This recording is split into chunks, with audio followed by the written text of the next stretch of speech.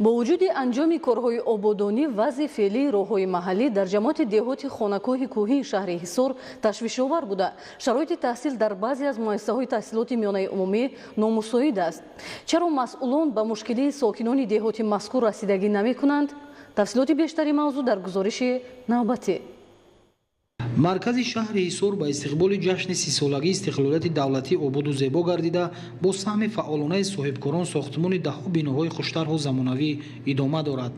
اگر کارهای سازندگی به همین منوال در برخی از جماعت دهات شهر حصار در سطح ضروری صورت می‌گرفت، مشکلات چندین ساله رفت و آمد ساکنان طریق راههای ماشینگرد کارنشین هم برطرف می‌گردید.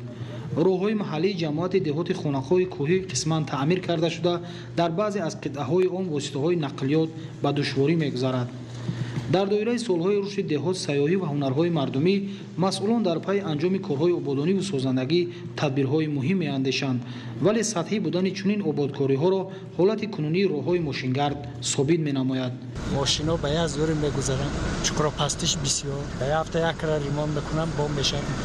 به اعتنایی در نوسازی راههای محلی دهات مذکور سالها باز طول کشیده تنها برای نظرفریبی جا جا قطعه‌های علاهیده آن تعمیر کرده می شود، ولی دیر نگذشته کارنشین می گردد. تشبس‌های سازنده صاحبکاران در رشد اینفراستراکتور دهات نظررس است. در صورت دستگیری و جلب بخش خصوصی به کارهای آبادانی امکان فراهم می گردد که نوسازی راه و پل‌ها نیز تشکیل و براه مانده شده برای رفت و آمد ساکنان شرایط مساعد مهیا کرده شود. مشکلات تنها در راههای محلی نیست و بعضی از مؤسسه‌های تعلیمی را نیز فرا گرفته خوانندگان در شرایط نامساعد تحصیل می‌نمایند. در جماعت دهات خانه‌های کوهی شهر حصار وضع کنونی مؤسسه تحصیلات میانه عمومی رقم 49 با طلبات جوابگو نیست و صنفخانه‌ها با وجود تعمیر طلب بودن تنگ و تاریک و سرد است. نارسایی جای نشست مشکلات چندین ساله است که خوانندگان و آموزگاران را در حالت ناگوار قرار داده است.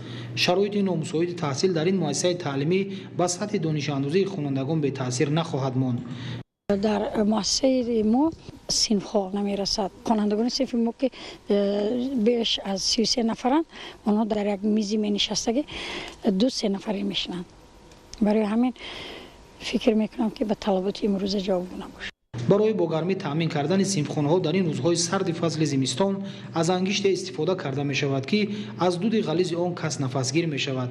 با وجود جای داشتن مشکلات زیاد، جریان تحصیل در این مؤسسه تعلیمی در سطح ضروری صورت گرفته، آموزگاران در تعلیم و تربیت نسل نورس فعالیت با ثمر دارند.